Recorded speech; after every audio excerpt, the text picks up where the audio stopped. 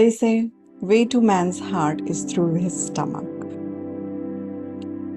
We all have heard that saying, isn't it?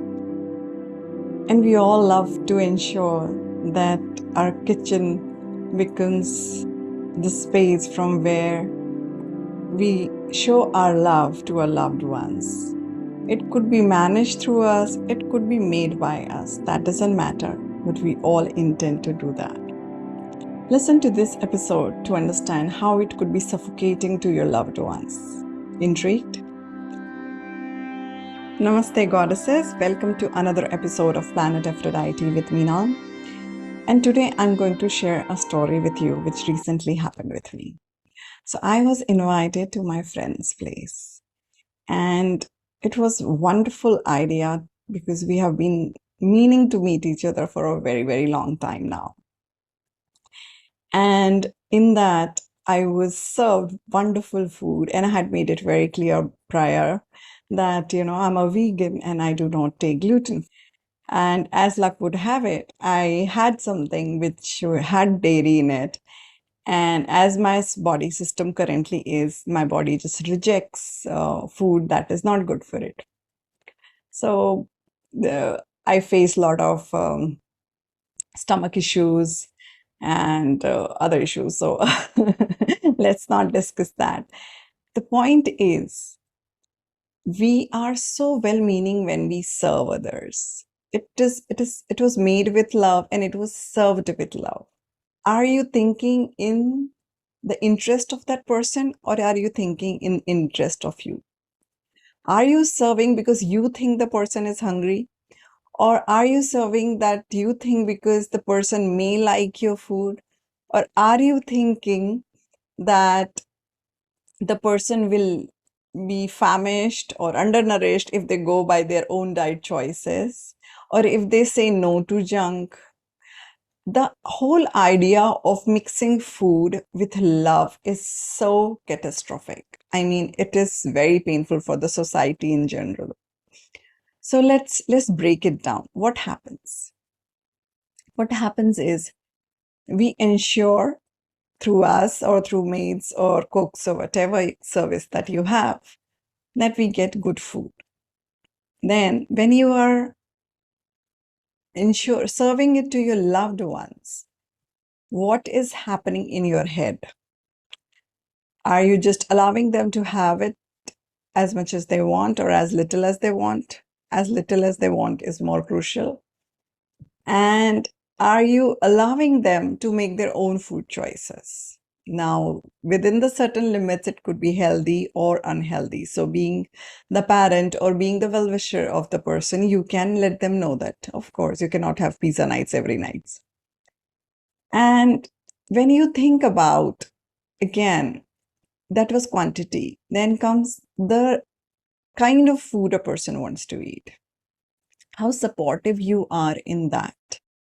You could be a vegetarian and your child chooses to be a non-vegetarian, or vice versa. How would you take it? And what is happening in your head? I am not making a right-wrong judgment here.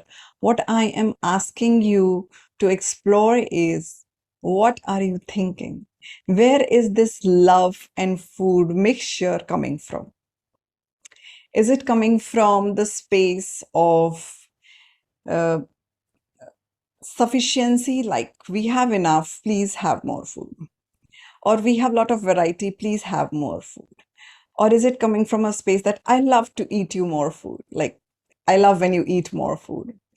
Or is it coming from that's how we serve our guests, like we overfeed them? In many cultures in India, if you don't insist, people may not touch the food. And it works very harmful on the person who is having the food and also on the person who is serving the food, because they both are not coming from a space of authenticity.